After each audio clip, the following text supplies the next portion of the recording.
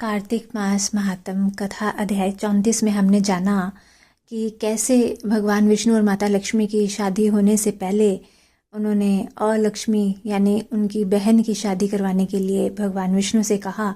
तो उन्होंने एक ब्राह्मण को ढूंढा, पर अलक्ष्मी ब्राह्मण के घर में जाकर खुश नहीं थी, इसलिए ब्राह्मण उनके एक पेड़ के नीचे, पीपल के पेड़ के नीचे बिठाकर चले गए। और तब से ही पीपल के पेड़ की जड़ की पूजा होने लगी।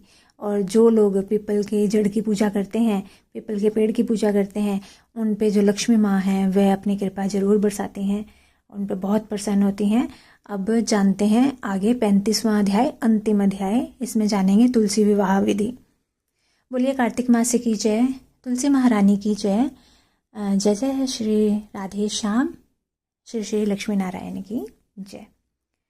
इतनी कथा सुनकर ऋषिवर कहने लगे कि हे सूत जी, जब हम आपसे तुलसी के विवाह की विधि पूछना चाहते हैं तो आप कृपा करके उसका वर्णन करिए। ऋषिवरों का यह वाक्य सुनकर आनंद में मगन हुए श्री सूत जी कहने लगे कि हे मुनीश्वरों, अब मैं आपके सामने तुलसी जी के विवाह का विधि का वर्णन करूँगा, इसलिए आप सावधान होकर सुनिए। जब उत्तरायण रवि हो, गुरु शुक्र का उदय हो, विवाह के नक्षत्र हो और विशेषकर पूर्णिमा हो अथवा कार्तिक का महीना व भीष्म पंचक हो, तब तुलसी वन में व अपने घर में सुंदर मंडप और उत्तम हवन कुंड के सहित मनोहर वेदी की रचना करता हुआ ऋत्विज ब्राह्मणों को, जो विद्वान और राग द्वेष आदि से रहित हो, निमंत्रण करें और गृह यज्ञ आरंभ करता हुआ मातृकाओं की पूजा करें। हे मुनीश्वरों, ऋत्विजों के उपस्थित हो जाने पर पहले नंदी मुख श्राद्ध करें, तत्पश्चात भगवान शालिग्राम बनाकर उनका विधि विधान से पूजन सामग्री से पूजा करें और बांदी की तुलसी को उनको समर्पण करें। इस प्रकार विवाह विधि से तुलसी जी का पाणी ग्रहण करने के बाद विधिपूर्वक होम करें।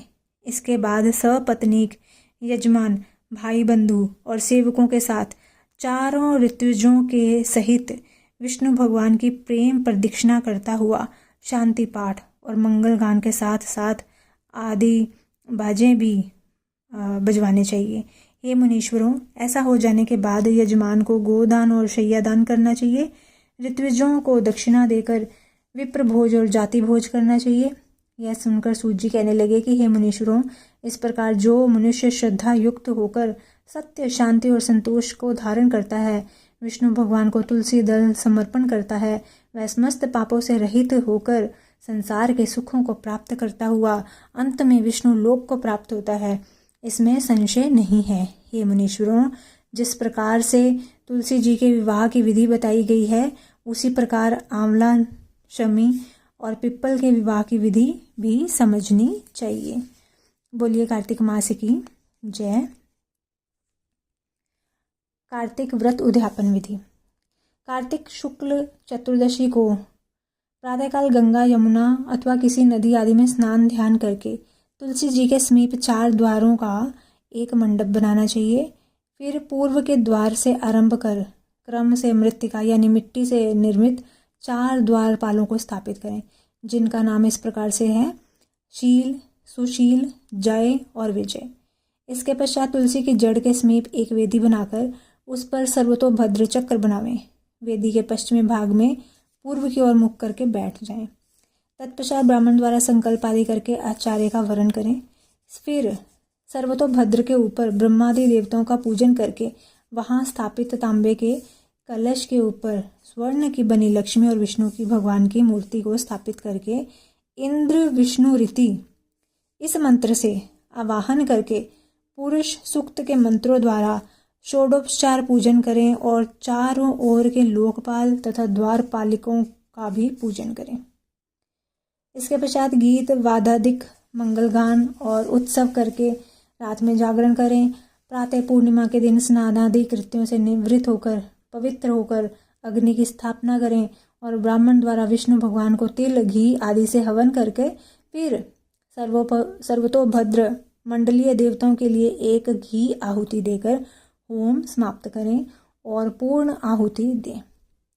अनंतर सपत्नीक 31 ब्राह्मणों को आमंत्रित करके उनका व आचार्य का यथाशक्ति भोजन कराएं और प्रार्थना करें कि आप लोगों के प्रसाद से मेरा कल्याण हो।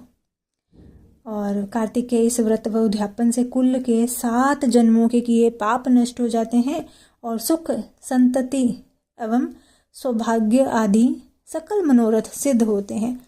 कार्तिक उद्यापन विधि समाप्त। बोलिए कार्तिक मास की जय। श्री श्री राधा कृष्ण की जय। श्री श्री लक्ष्मी नारायण की जय। तुलसी मैया की जय।